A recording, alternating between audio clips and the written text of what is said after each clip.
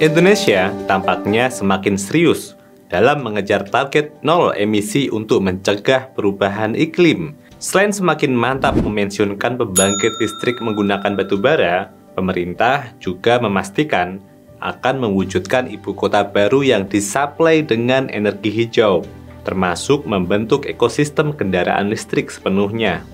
Ya, nantinya letak kehidupan di Ibu Kota Negara Nusantara atau IKN di Kalimantan Timur akan ditenagai oleh energi listrik dari sumber energi baru dan terbarukan atau EBT. Kini, pemerintah memulai perencanaan pembangunan pembangkit dan jaringan distribusi listrik EBT dengan mengandalkan dukungan alam yang ada di Pulau Kalimantan. Nah, seperti apa perencanaan tersebut dan apakah mungkin akan diwujudkan? Mengingat penyerapan EBT sekarang ini di Indonesia juga belum maksimal dan masih kalah jauh dari negara lainnya. Yuk kita simak ulasannya.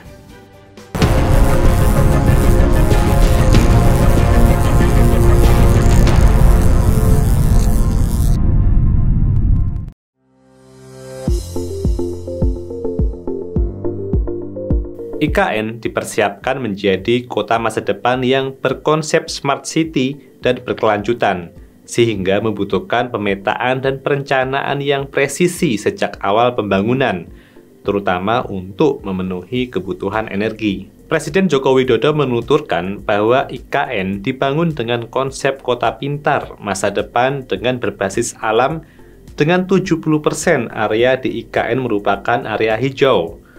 Presiden juga menjelaskan bahwa sumber energi di IKN nantinya berasal dari energi terbarukan, termasuk dalam hal transportasi, yaitu mengembangkan teknologi kendaraan otonom berbasis listrik atau autonomous vehicle. Rencananya 80% transportasinya adalah transportasi umum, autonomous vehicle tanpa awak dan tanpa supir, mengutamakan pejalan kaki dan pesepeda dengan jarak tempuh ideal tiap titik sekitar 10 menit.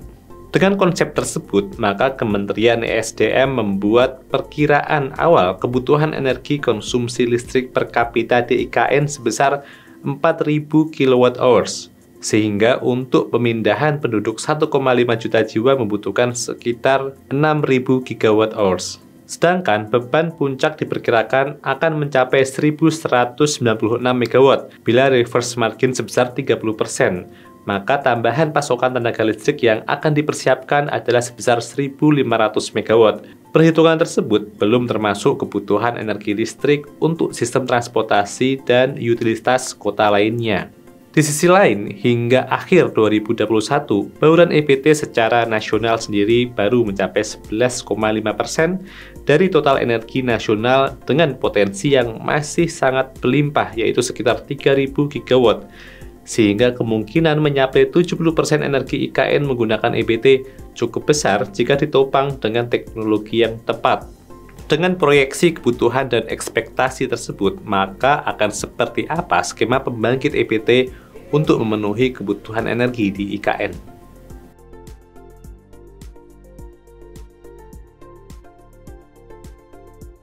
Kementerian ESDM menyebutkan bahwa rencananya daya listrik EBT yang terpasang di IKN pada 2024 akan mencapai 130 MW. Sumber EBT yang akan diperdayakan adalah campuran energi air, panas matahari, dan angin. Meski begitu, pembangkit tenaga fosil akan tetap disiagakan untuk sebagai backup jika diperlukan karena EBT memiliki kendala stabilitas sementara aliran listrik di ibu kota tidak boleh terputus. Untuk itu, pemerintah lebih memilih pembangkit gas karena dinilai lebih bersih daripada batu bara. Proyeksi pembangkit EBT tersebut meliputi tenaga panas matahari. PLTS akan dibangun di area bekas tambang seluas 3.000 hektar yang akan menghasilkan daya listrik minimal 3 GW. Tenaga angin. Pemanfaatan tenaga angin direncanakan melalui pembangunan PLTB dengan kapasitas 70 MW di tanah laut pada tahap awal. Tenaga air. Presiden Jokowi sendiri mengatakan 80% sumber energi IKN akan berasal dari tenaga air dari aliran Sungai Kayan di Kalimantan Utara. Rencananya akan dibangun PLTA dengan kapasitas sekitar 1.000 MW. dalam jangka panjang. PLTA tersebut akan tersebar di Kalimantan Timur dan Kalimantan Utara. Sudah ada proyeksi 2 kecamatan di Kalimantan Timur yang potensi tenaga airnya sebesar 240 MW dan 20 MW. Nah, menariknya, tidak hanya ketiga sumber EBT tersebut, Badan Pengawas Tenaga Nuklir menyebutkan bahwa IKN juga bisa saja menggunakan pembangkit listrik tenaga nuklir sebagai sumber energi utamanya. Apalagi Pulau Kalimantan merupakan salah satu yang paling aman dari bencana alam. Pulau Kalimantan ideal untuk PLTN karena tidak memiliki gunung berapi yang rawan menimbulkan gempa. Bahkan Bappetan telah memetakan idealnya PLTN dibangun di Kalimantan Barat ketimbang di Kalimantan Timur. Namun itu hanya wacana dari Bappetan, karena hingga saat ini belum ada pembicaraan mengenai rencana pembangunan PLTN untuk mendukung IKN Nusantara.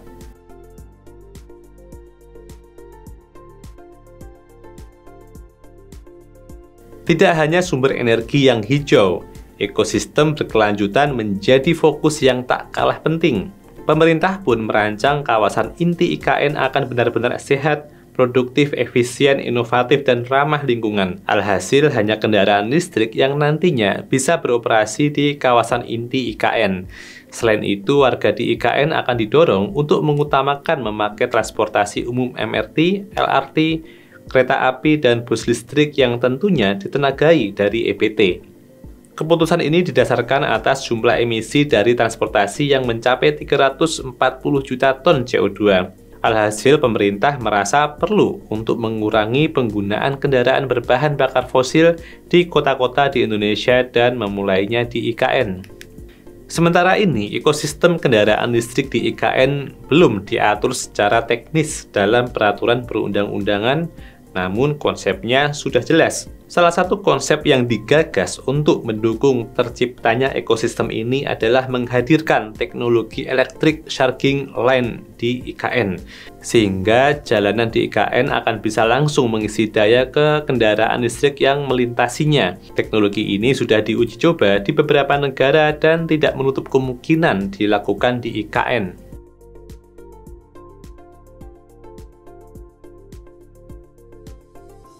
Pengerjaan konstruksi IKN sudah mulai dilakukan saat ini dan ditargetkan pada tahun 2024 nanti Presiden dan sejumlah lembaga negara sudah berkantor di IKN. Artinya, setidaknya sampai 2 tahun ke depan akan terjadi gelombang perpindahan yang harusnya sudah didukung infrastruktur berbasis EBT yang mumpuni.